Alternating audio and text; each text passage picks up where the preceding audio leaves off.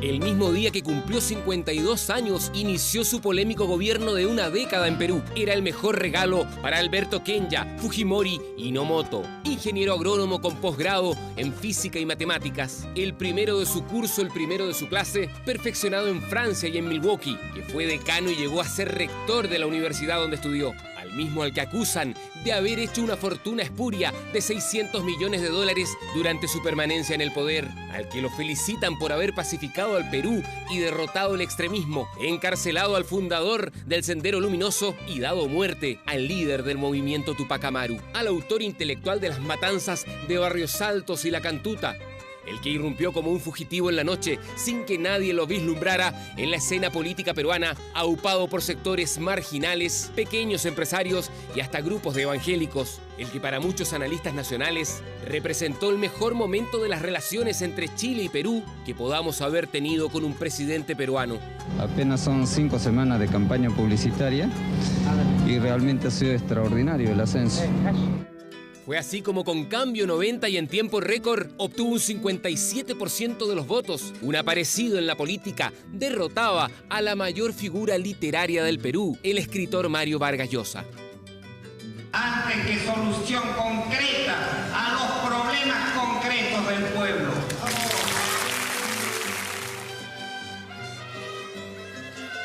A menos de 2 años de asumir, Fujimori había perdido buena parte de los apoyos del Cambio 90. Cada vez más enfrascado en disputas con los congresistas, decidió disolver la sede del Poder Legislativo sorpresivamente un día domingo. Además de eso, suspendió la actividad del Poder Judicial. Era un autogolpe que apoyaban entusiastas las Fuerzas Armadas peruanas y, según se decía entonces, más de un 80% de la población. Era un parlamento profundamente desprestigiado y dividido, que había elevado groseramente su presupuesto, haciendo oídos sordos a la demanda de austeridad. Tuve que llegar a esto, dijo Fujimori, por la irresponsabilidad, la desidia y la holgazanería de estos mal llamados padres de la patria. Comenzó un gobierno de reorganización nacional y pronto dictaría una nueva constitución. He constatado directamente todas estas anomalías y me he sentido en la responsabilidad de asumir una actitud de excepción.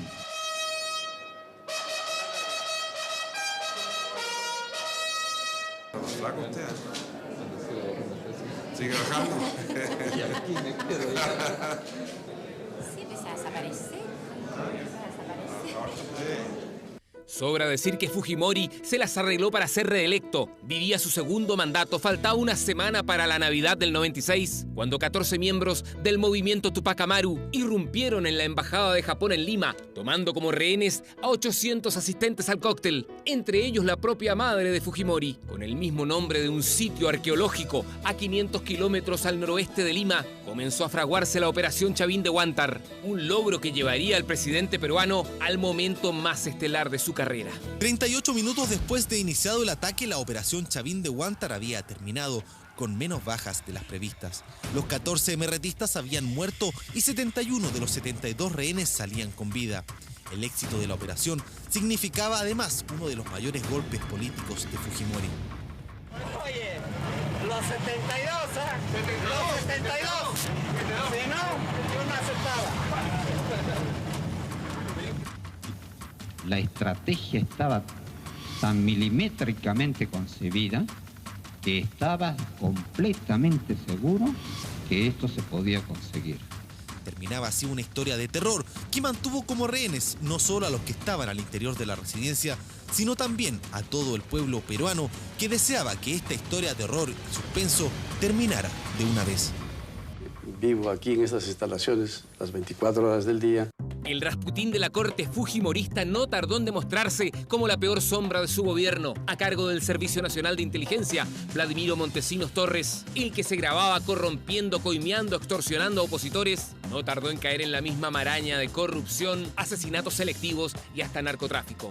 Aprovechando una cumbre de la PEC en Brunei, cuando había conseguido ya su tercer periodo presidencial el año 2000, Fujimori denunció irse. No llegaría a la segunda cumbre en Panamá, se quedaba en Japón y mandaba su renuncia por fax.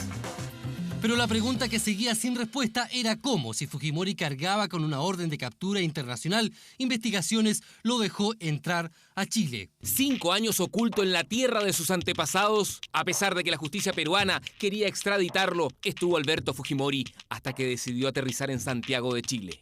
Cuando el funcionario le pegó, por así decirlo, el timbrazo al pasaporte, porque eso es lo que se hace exactamente, sabía de quién se trataba. Yo lo supe a las 4:30 de la tarde cuando me llamó el embajador de Perú en Chile, José Antonio Mayer, para informarme que tenía información de que estaría en Chile. Ojalá que no llegue Osama Bin Laden en un momento determinado, porque, por cierto, a lo mejor también puede entrar a Chile. Lo que yo dije es que Investigaciones tenía que explicar lo que había sucedido. Quedé satisfecha con la explicación de lo que pasó una vez que Fujimori entró. Todavía no entiendo por qué entró. Michelle Bachelet primero dice que Investigaciones actuó mal y después reconoce que no tenía todos los antecedentes y afirma que actuó bien.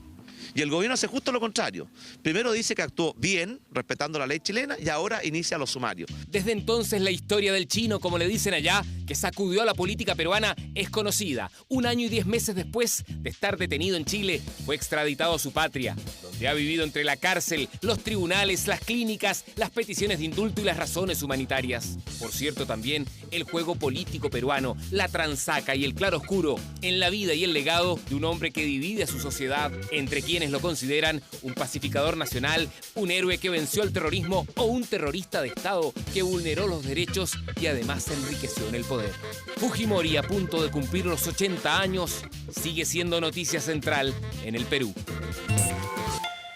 Bienvenidos al espacio de historia de France 24. Mi nombre es Álvaro Cordero.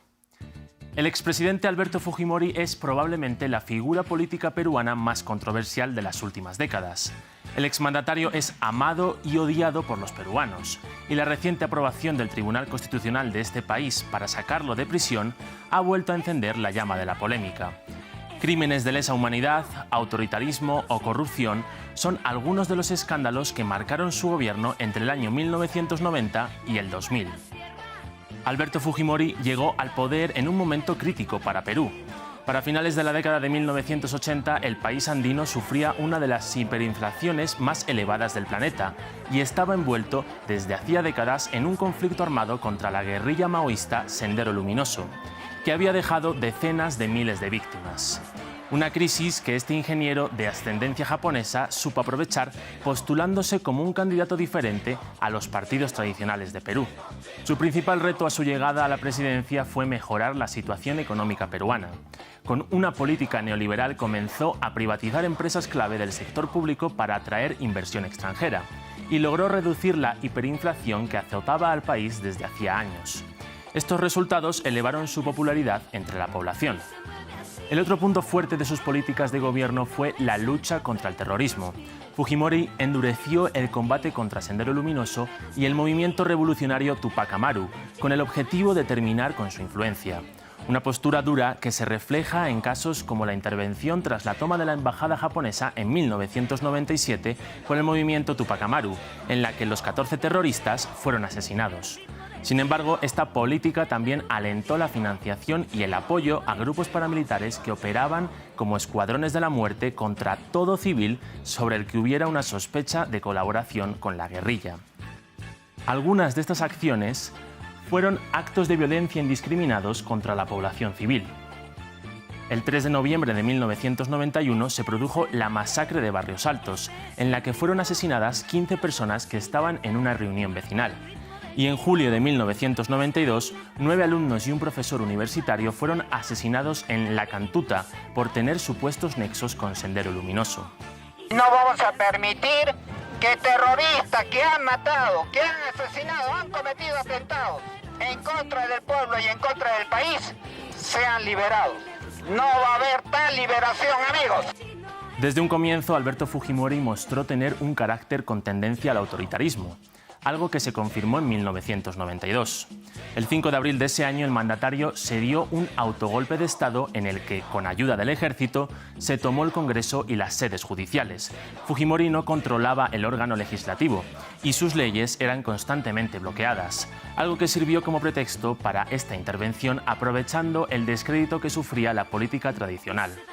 Tras el Fujimorazo, su poder aumentó y fue reelegido en 1995. Su segundo mandato comenzó con un plan de salud pública que fomentó la esterilización entre mujeres de bajos recursos, con el objetivo de frenar la pobreza en el país. Una medida polémica que lo fue más cuando se empezaron a denunciar esterilizaciones forzadas en condiciones infrahumanas a mujeres indígenas y pobres de áreas especialmente rurales.